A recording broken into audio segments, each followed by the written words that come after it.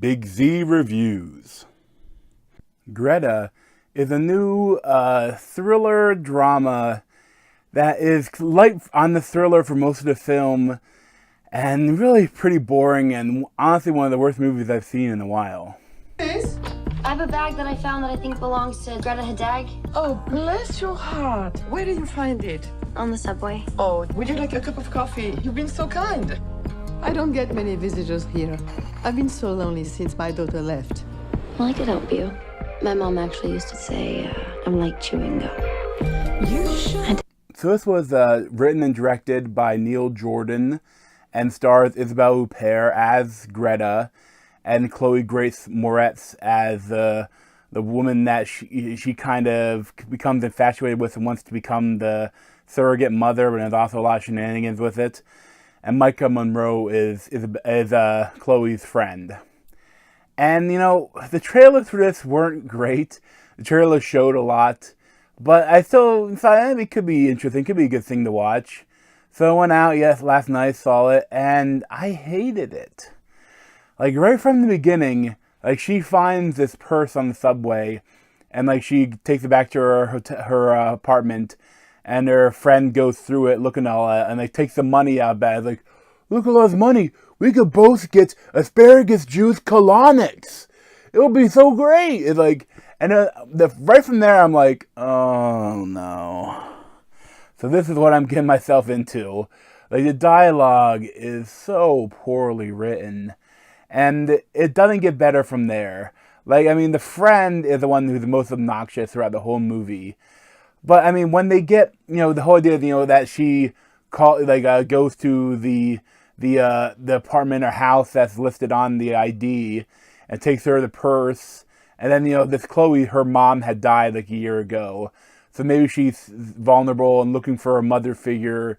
And Isabelle Huppert is there to, you know, to provide that.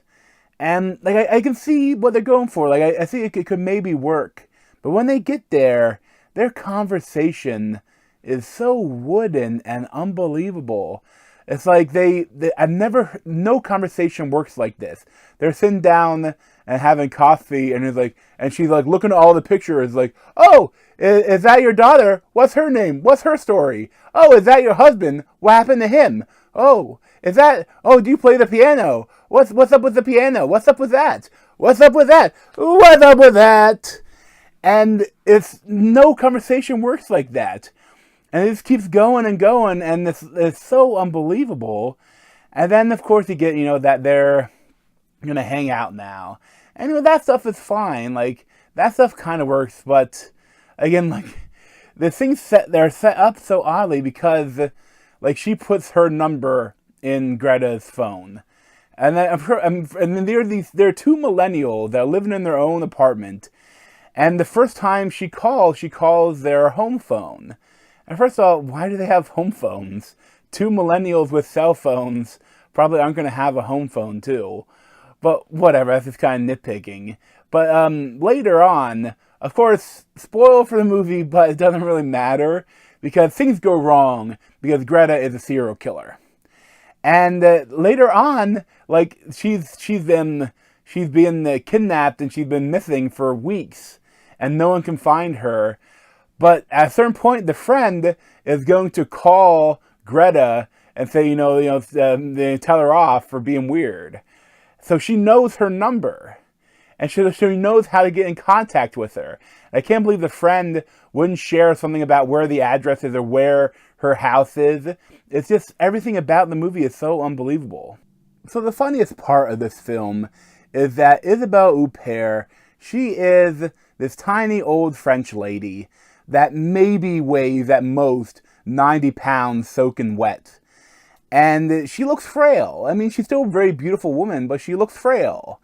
And Chloe Grace Moretz, she's not a big girl either, but she's young, healthy, and strong. You know, she's athletic.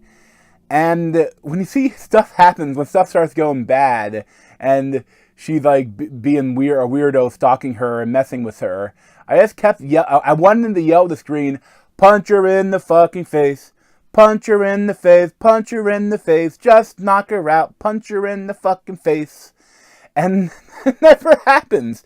Like the only she fights back once, and it's towards the end of the movie, and that seems kind of cool. I wish there was more of that. I wish there was more fighting back.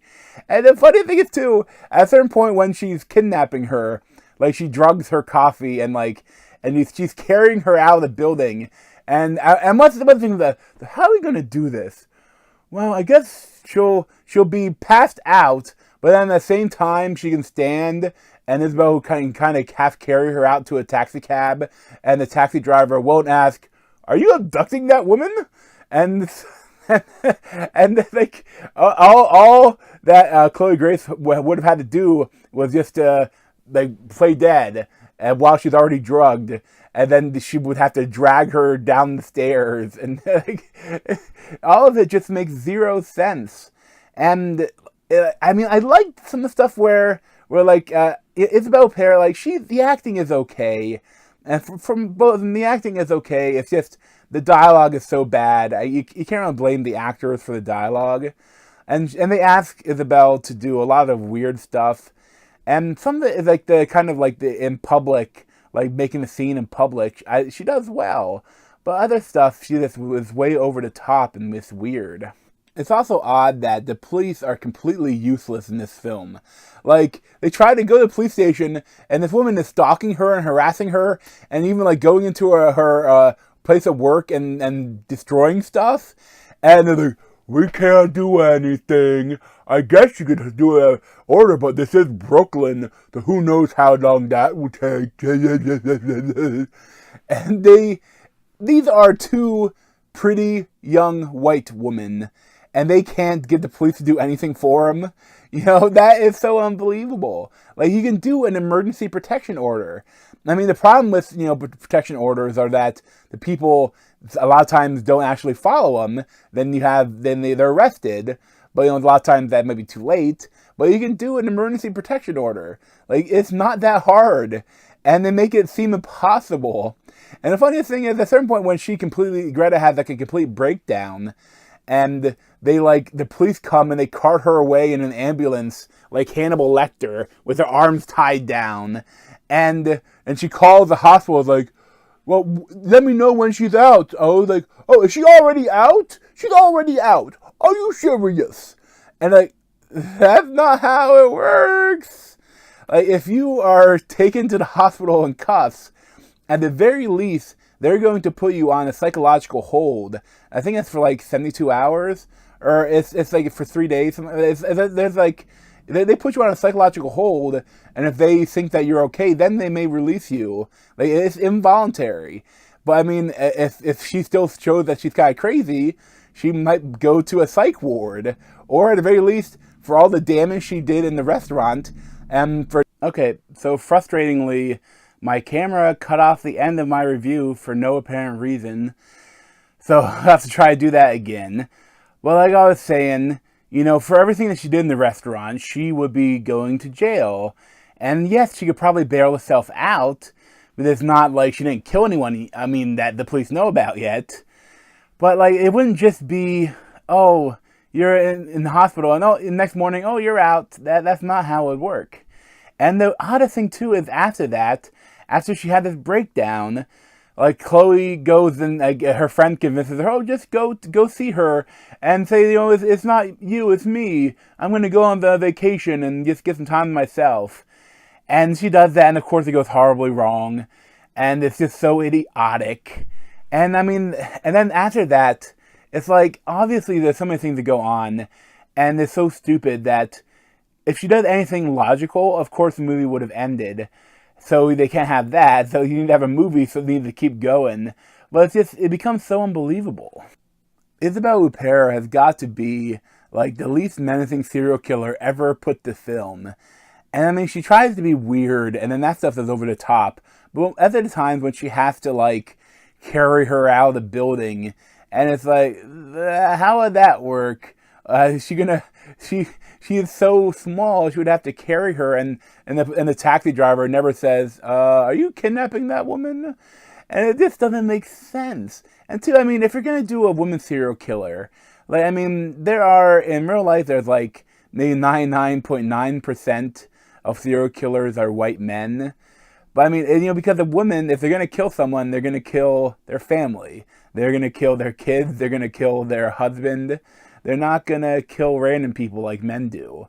And if you're going to have to do that, you make a jump that, oh, she's like transferring, you know, that her daughter died after she horribly mistreated her for years.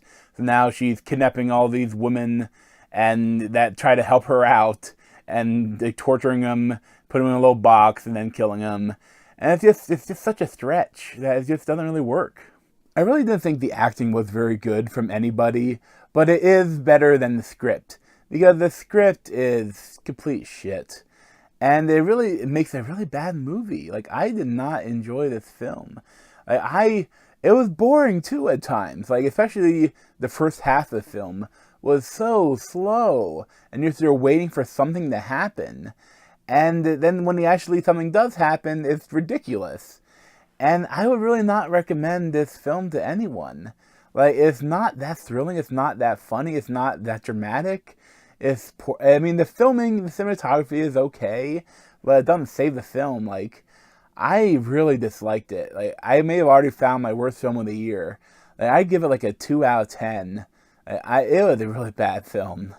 But thanks for watching, and you check out the replays in my head, and subscribe to me in that Z over there. Thanks.